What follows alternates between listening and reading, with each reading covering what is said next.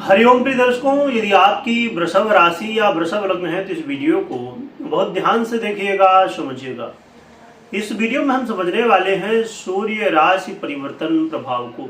ग्रहों के राजा सूर्य का परिवर्तन होने जा रहा है और ये परिवर्तन जो होने जा रहा है इसको समझने की बहुत आवश्यकता है, क्योंकि अब 15 दिसंबर 2025 को सूर्य देवगुरु बृहस्पति की मूल त्रिकोण राशि धनु में गोचर करना शुरू करेंगे, जो कि जनरली देवगुरु बृहस्पति का धनु राशि में गोचर करना ठीक है, पर धनु राशि में बहुत कहा जाए कि अब धनु राशि एक अच्छी राशि है। अच्छी राशि का मतलब ये है कि इनके मित्र की राशि देवगुरु बृहस्पति की राशि यहाँ पर गोचर करना इस दृष्टिकोण से कि ये देवगुरु बृहस्पति की राशि है तो ठीक है, परंतु एक चीज ये ध्यान में रखिए कि देवगुरु बृहस्पति आप देखिए कि इनकी ये जो राशि है मूल त्रिकोण राशि है, इसमें कोई भी ग्रह उच्च ना होता है ना नीच होता है,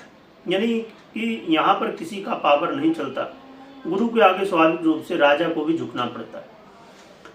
तो यहाँ पर बहुत श्रेष्ठ फल नहीं माने जाते, बल्कि यहाँ तक कि जब धनु राशि में सूर्य का गोचर काल शुरू होता है, जब तक रहता है, तो इस समय कोई शुभ कार्य भी नहीं किए जाते। यहाँ तक ये स्थिति बनती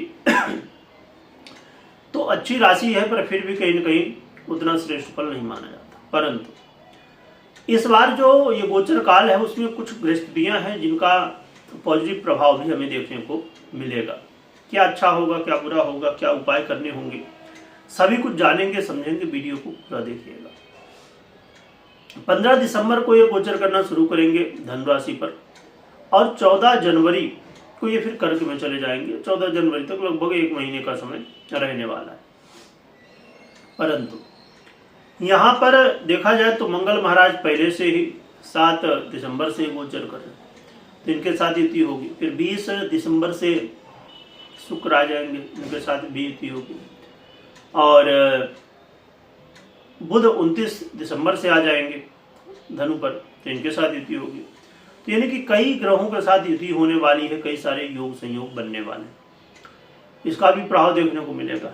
और इसके अलावा देखा जाए तो केतु शनि की दृष्टि है और यहाँ पर बहुत ही महत्वपूर्ण स्थान रखता है देवगुरु बृहस्पति की दृष्टि स्वयं इनकी ही राशि पर है और इन्हीं से दृष्ट होंगे।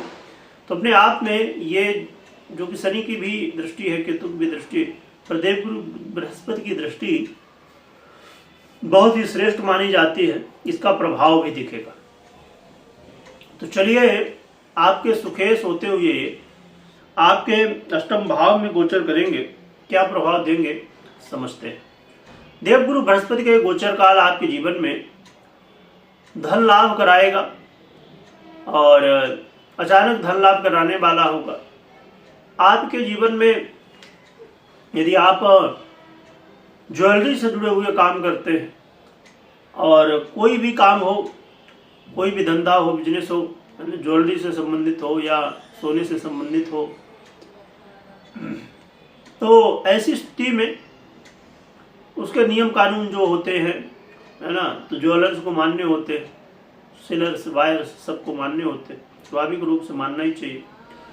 तो कई बार सरकारी दिक्कतें आने लगती हैं या अन्य कोई कारणों की वजह से आपका जो काम है डाउन हो जाता है, नहीं चल पाता है।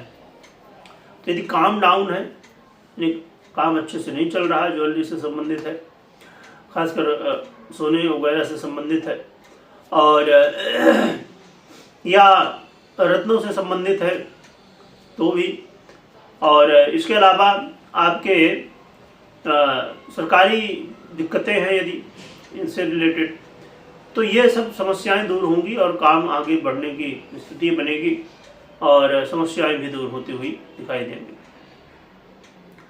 और आपके जीवन में यदि पैतृक संपत्ति को लेकर आप संघर्ष कर रहे हैं, यानी कि अब जैसे आज के समय में जानते हैं बड़ी विचित्र स्थिति बनती और आपस में भाई बंधुओं का जब मन नहीं मिलता है तो अलगाव की स्थितियाँ बनती हैं, यानी कि अब समझिए 2 भाई हैं, 3 भाई हैं, तो फिर वो कहीं ना कहीं अपना अपना देखने लगते हैं।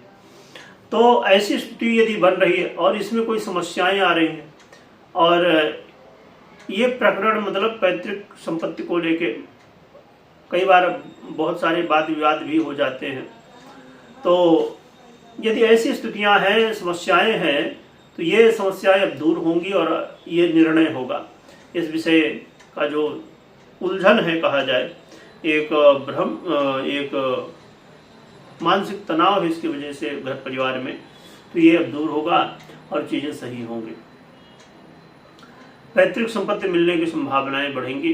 जो भी आपका हक होता होगा, जो भी आपका मामला होगा, उसमें आपके पक्ष में निर्णय होने की संभावनाएं बढ़ेंगी, यदि आपके पक्ष में होना चाहिए तो। और देवगुरु बृहस्पति का ये प्रभाव,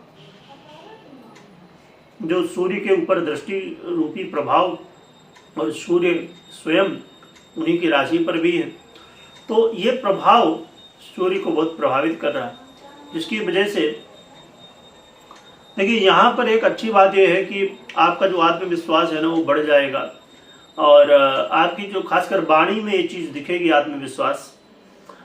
पर कई बार यहाँ सूर्य है और शनि इत्यादि ग्रहों की दृष्टि भी है, केतु इत्यादि की, तो और भी कई सारे योग संयोग बन रहे हैं।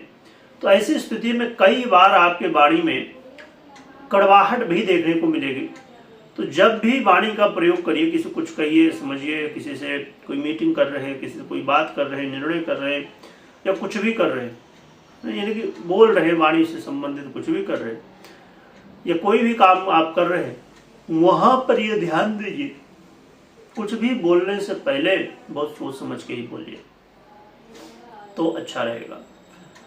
और इसके अलावा इनका ये गोचर काल आपके जीवन में सुखों में वृद्धि, परंतु यात्राओं में ध्यान रखिएगा।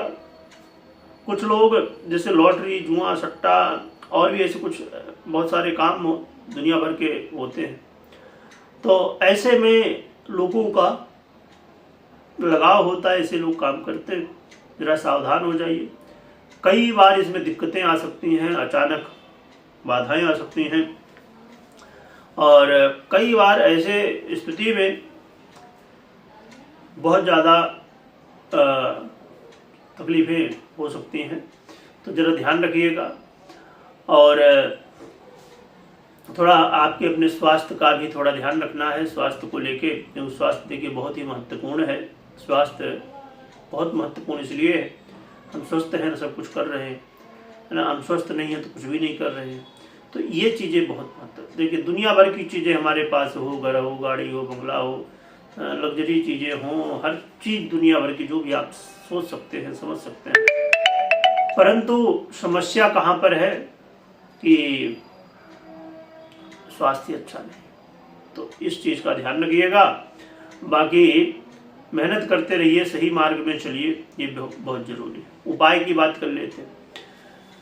उपाय में ये ध्यान रखिए कि सबसे पहली स्थिति ये है, पहला उपाय ये है दिनचर्या, और एक कहा जाए टू डू लिस्ट, यानी कि क्या कब करना है, कब कैसे करना है, इन सब चीज़ों को निश्चित करिए और समय समय पर करिए। दिनचर्या सूर्य को बहुत प्रभावित करती है और दिनचर्या का ध्यान रखिए। जितना प्रातःकाल में हो सकता उठिए, भगवान भून भास्कर की आराधना करिए, अर्घ्य दीजिए, पूजन करिए, गायत्री मंत्र का जप करिए, और सूर्य के मंत्रों का भी जप कर सकते हैं। ओम घृणी सूर्याय नमः, तो ये आप जप कर सकते हैं। ये करने से और माता पिता का आशीर्वाद लेने से, बड़ों का आशीर्वाद लेने से सूर्य आपके मजबूत होंगे। और एक जरूर बात ध्यान रखिए कि बहुत ही महत्वपूर्ण होता है, कभी भी कोई भी निर्णय आपको लेना हो तो अपनी पर्सनल कुंडली विश्लेषण के बाद ही निर्णय लीजिए। ये जरूर चेक करिए कि आपकी पर्सनल कुंडली में सूर्य की स्थिति कैसी है, क्या प्रभाव है, वो बहुत महत्व रखता है। तो इन बातों का ध्यान रखिए। वीडियो देखने के लिए बहुत बहुत धन्यवाद।